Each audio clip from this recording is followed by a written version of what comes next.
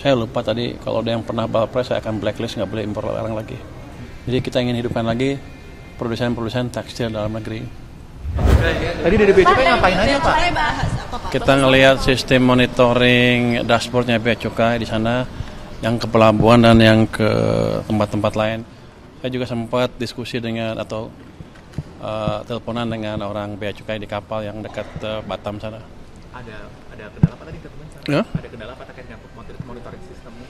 Nggak ada kendala, cuma saya pengen lihat seberapa canggih sih punya Bea Cukai. Bisa nggak saya optimalkan untuk tadi mengurangi yang dikritik Pak Presiden, under invoicing.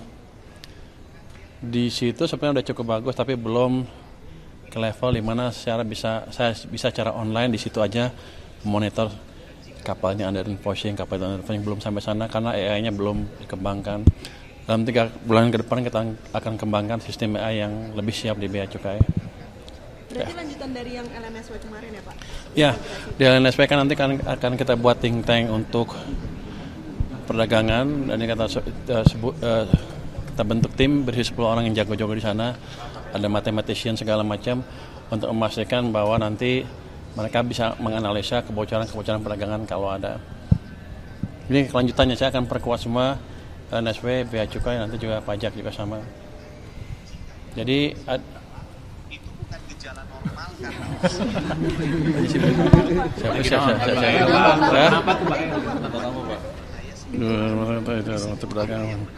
nggak tahu, sengaja bunyi sendiri. Jadi kita akan perkuat itu, pajak juga semua nanti. Pada dasarnya kita akan perkuat sistem penerimaan kita dari monitoring dari ujung ke ujung.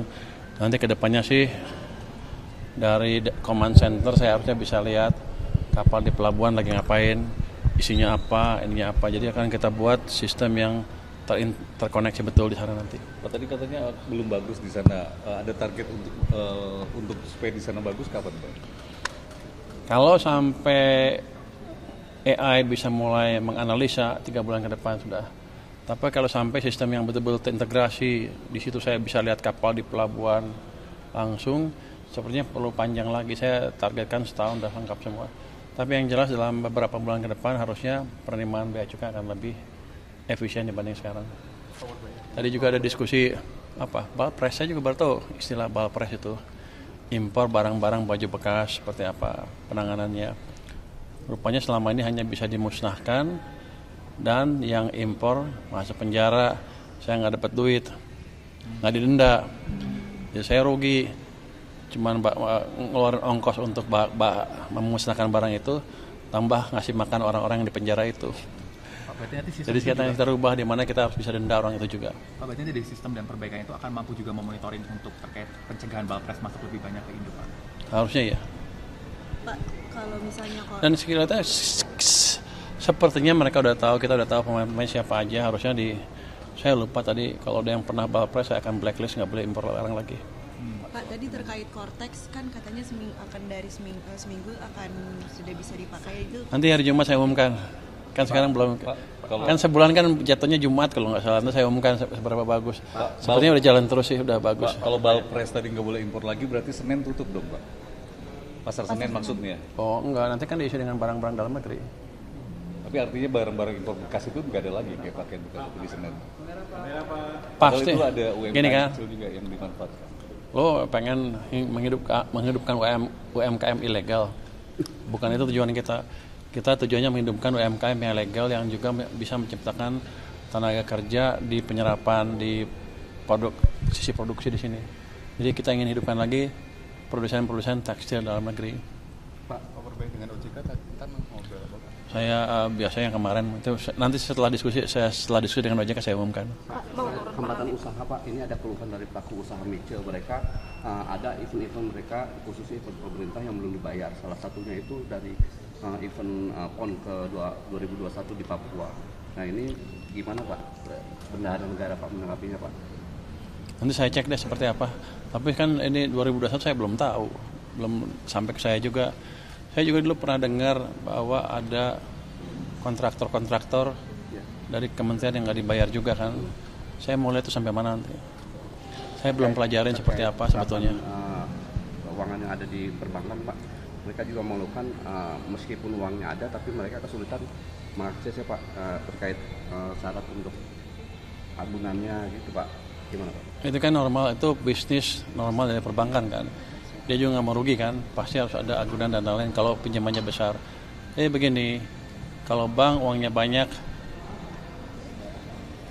push faktor untuk mereka untuk menyalurkan lebih besar dibanding sebelumnya. Karena kalau enggak dia bayar ke saya bunga kan, rugi dia. Dia akan cari keseimbangan yang pas saya pikir. Tapi kalau emang nggak ada agunan sama sekali yang nggak bisa untuk pinjaman normal ya kecuali kur ya. Saya serahkan ke banknya sendiri seperti apa. Mereka akan menentukan resiko dari pinjaman yang mereka berikan. Jadi saya pakai kemampuan bank untuk menilai kredit supaya penyalurnya seaman mungkin. Itu akan mampu juga memonitoring untuk terkait pencegahan balpres masuk lebih banyak ke Indo, Pak? Harusnya ya. Pak, kalau misalnya Dan sekiranya sepertinya mereka udah tahu, kita udah tahu pemain-pemain siapa aja. Harusnya saya lupa tadi kalau ada yang pernah balpres saya akan blacklist, nggak boleh impor barang lagi. Pak, tadi terkait Cortex kan katanya seminggu akan sudah bisa dipakai itu. Nanti hari Jumat saya umumkan. Kan sekarang belum. Kan sebulan kan jatuhnya Jumat kalau nggak salah. Nanti saya umumkan seberapa bagus. Sepertinya udah jalan terus sih, udah bagus. Pak, kalau balpres tadi nggak boleh impor lagi berarti Senin tutup dong Pak? Pasar Senen maksudnya? Oh enggak, nanti kan diisi dengan barang-barang dalam negeri. Tapi artinya barang-barang impor bekas itu nggak ada lagi kayak pakaian bekas itu di Senin. Pasti. Kalau itu ada UMKM Gini kan, kecil juga yang dimanfaatkan. lo pengen menghidupkan UMKM ilegal. Bukan itu tujuan kita. Kita tujuannya menghidupkan UMKM yang legal yang juga bisa menciptakan tenaga kerja di penyerapan, di sisi produksi di sini. Jadi kita ingin hidupkan lagi produsen-produsen tekstil dalam negeri. Pak, overbay dengan OJK kan ngobrol apa? Saya biasanya yang kemarin itu nanti setelah diskusi dengan OJK saya umumkan. Hambatan usaha Pak, ini ada keluhan dari pelaku usaha micil mereka, ada event-event mereka khususnya event pemerintah yang belum dibayar. Salah satunya itu dari event PON ke 2021 di Papua. Nah ini gimana Pak? Bendahara negara Pak menanggapinya Pak? Nanti saya cek deh seperti apa. Tapi kan ini 2021 saya belum tahu, belum sampai ke saya juga. Saya juga dulu pernah dengar bahwa ada kontraktor dari kementerian yang nggak dibayar juga kan. Saya mau lihat itu sampai mana nanti. Saya belum pelajarin seperti apa sebetulnya. Keuangan yang ada di perbankan Pak, mereka juga mengeluhkan meskipun uangnya ada, tapi mereka kesulitan mengakses ya Pak terkait syarat untuk agunannya gitu Pak. Gimana Pak? Itu kan normal, itu bisnis normal dari perbankan kan. Dia juga nggak mau rugi kan, pasti harus ada agunan dan lain-lain kalau pinjamannya besar. Jadi begini, kalau bank uangnya banyak, push faktor untuk mereka untuk menyalurkan lebih besar dibanding sebelumnya. Karena kalau enggak dia bayar ke saya bunga kan, rugi dia. Dia akan cari keseimbangan yang pas saya pikir. Tapi kalau emang nggak ada agunan sama sekali yang nggak bisa untuk pinjaman normal ya kecuali kur ya. Saya serahkan ke banknya sendiri seperti apa. Mereka akan menentukan resiko dari pinjaman yang mereka berikan. Jadi saya pakai kemampuan bank untuk menilai kredit supaya penyalurnya seaman mungkin. Ya. Belum kendala BLT di Belum. Makasih ya, kita mau ketemu. Terima kasih.